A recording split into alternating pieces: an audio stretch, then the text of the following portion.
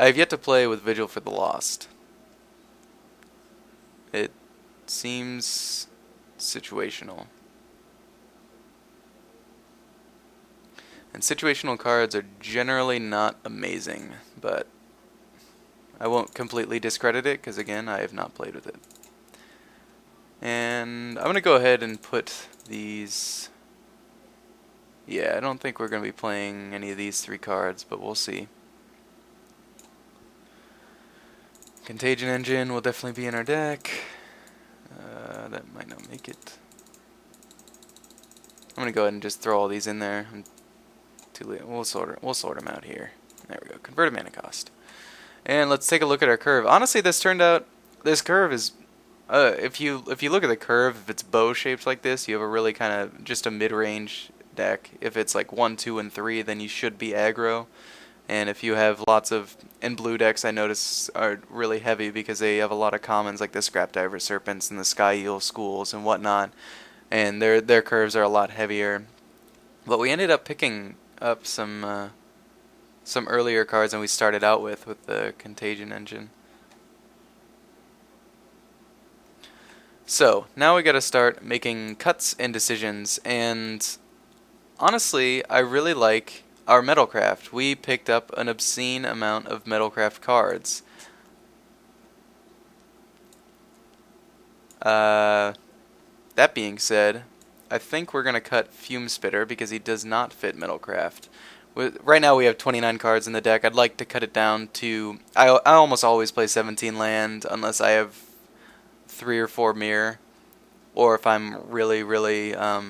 my drops are like 1, 2, 3 and there are no really 4, 5, or 6 drops. But our curve is so even that we want to be hitting 4 mana on turn 4 and we want to be hitting 5 mana on turn 5, etc. So let's go ahead and look through these cards. If we are aggro, then cards like Necrogen Sensor are going to be better. If we're not aggro, then cards like Rustic are going to be better. But honestly, I think our cards are just... Get out of here, Acre Clomere. I think our cards are just more aggro-y. I like this A Quarter Shield and the Glinhawk. We can turn 1 that. That's great. Sun Chasers with the amount of artifacts that we have, and a lot of them are artifacts that stick really solid too. With Liquid Metal Coating, you usually don't remove that, and that has really good synergy with the Revoke Existence that we picked up. Flesh Allergy, we really don't have that many black cards. We have the Moriok Replica, the Flesh Allergy, the Bleak Coven, I guess the Trigon of Corruption, even though you can play that without it, and that's it. So black's kind of light, and unfortunately both of our black spells are double black, which will force us to play more swamps, which will reduce the chance that we get these guys out really early. So,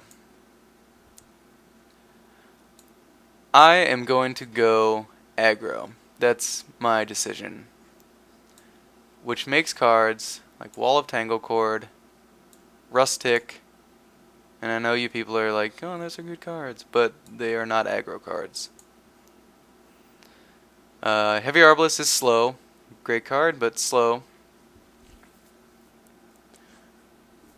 And they are all artifacts, which makes the rest of this stuff, the Metalcraft stuff, worse. 1, 2, let's count artifacts. 1, 2, 3, 4, 5, 6, 7, 8, 10, 11, 12, 13, 14, 15, 16, 17 artifacts, and we already cut 3. We're at 20. But we have to make 5 cuts. Oriok Edgerite, I feel like he would be better with some kind of equipment, like the Sylvok Life Staff or the A Quarter Shield, but those aren't really that solid of pieces of equipment. I was thinking more like Barbed Battle Gear, turn him into a 6/1 double strike. That sounds hotter.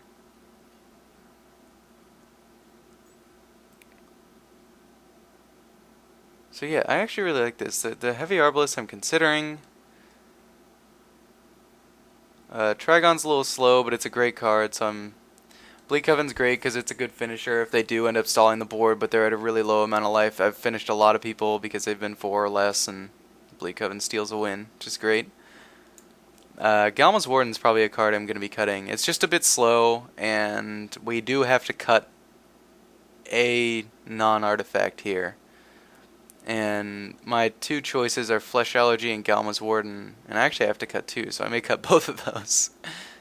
So let's go ahead and put those down here. Because if we're aggro, we want to be cutting cards more off the top instead of... We already took some out of the 2 and 3, but the reason we took them out there is not because they're lower drops. It's because they're not aggro. However, I want to keep this Rustic because we have the liquid metal coating, and that seems like an unlimited Tumble Magnet. Well, better than Tumble Magnet because it stays better. So yeah, these ones I'm definitely going to be cutting. Rustic I'm going to be keeping in there, and now we got to make another cut. And the cards that pop out in my mind are Golden Urn. Even though we do want to be getting that Metalcraft on early, but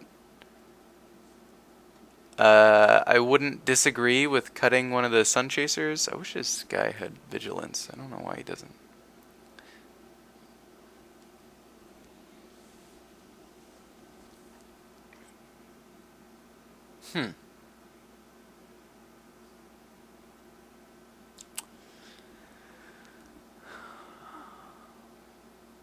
Let us think here. I don't know. Honestly, I do not know as a player which one's better, the Edgerite or the Sun Chaser. If I had to guess, because I haven't really played with them that much because I don't really like them that much. I don't draft white X aggro that often. Usually if I go white, I move into blue or black, and I end up being kind of mid to late game Metalcraft with Bleak Covens and whatnot. But I think the Sun Chasers is a little better. I feel like it's more fragile to things like Contagion Clasp and Embersmith, but I feel like once it's online, which that's the point of our deck, and we're not going to assume that we're not online because otherwise our deck's not working, meaning that we didn't build it correctly. I think that the Sun Chaser is better. This guy, I feel he's easier to block. I think it's easier to block a 2/2 double strike on the ground than a 3/3 flyer in the air. But Golden Urn's just not a very impressive card, is it? Another card I'm considering is putting in this Volshock replica. We gotta make a decision here, so we're gonna take out those two and 1, 2, 3, 4, 5, 6, 7, 8, 9, 10, 11, 12, 13, 14, 15, 16, 17, 18.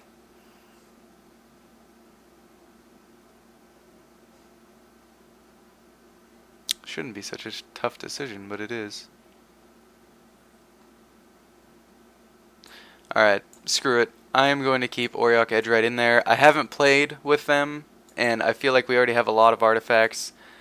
So I'm just going to play with him. We're going to see how he works, and it's going to be experimental for both me and you guys get to see it as well. So that's good. For those of you who haven't had the experience that I have with Auriok Sun Chasers and Auriok Edgerites. And we only have Auriok Replica, Trigon, and Bleak Coven, but we really want to be hitting those. At the same time, we really want to be hitting our white. And I think, actually, they suggested 12 and 5, and that sounds fine. Yeah, those numbers are good. Done. Go ahead and save our deck.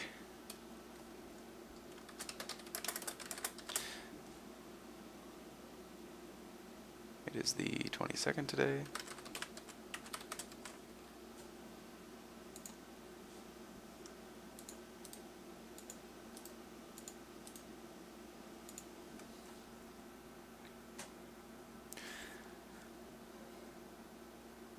Yeah, 17 lands, got 11 creatures.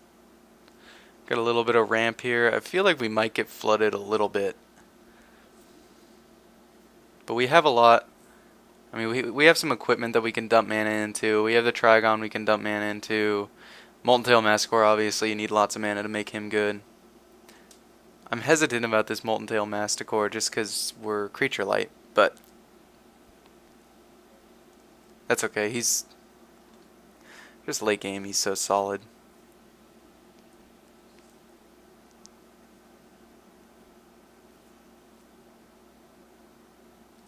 Yeah. Alright, let's see how it does.